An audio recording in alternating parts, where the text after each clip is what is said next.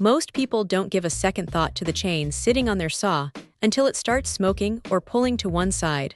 But there is a massive difference between a generic replacement and the real deal. When you pick up these Stihl Picco Micro Mini chains, you notice the weight immediately.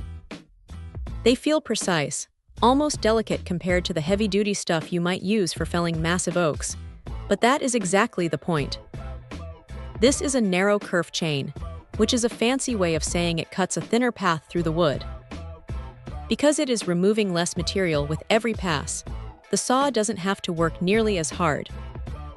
It is like the difference between cutting through a block of cheese with a wire versus a thick kitchen knife. You can feel the motor on a smaller saw breathe a little easier when you switch to the setup. Now here is the thing about these specific chains. They are designed for low kickback performance, which is a huge deal if you're doing light limbing or clearing out brush, where the tip of the bar might accidentally bump into a branch. It gives you that extra bit of confidence when you are working in tight spots. The 55 drive links and the .043 gauge are specific, so you really have to double-check your manual before grabbing these.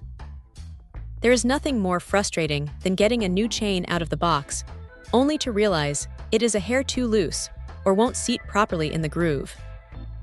Honestly, the biggest downside here is that because the kerf is so narrow, you have to be a bit more disciplined with your sharpening. If you let it get dull and try to force it through the wood, you are going to heat up that metal way faster than you would with a thicker, more forgiving chain. It is a precision tool, not a sledgehammer. What stands out, though, is the quality of the steel. Stihl has a reputation for keeping an edge, and these hold up surprisingly well, even when you are working through seasoned hardwood.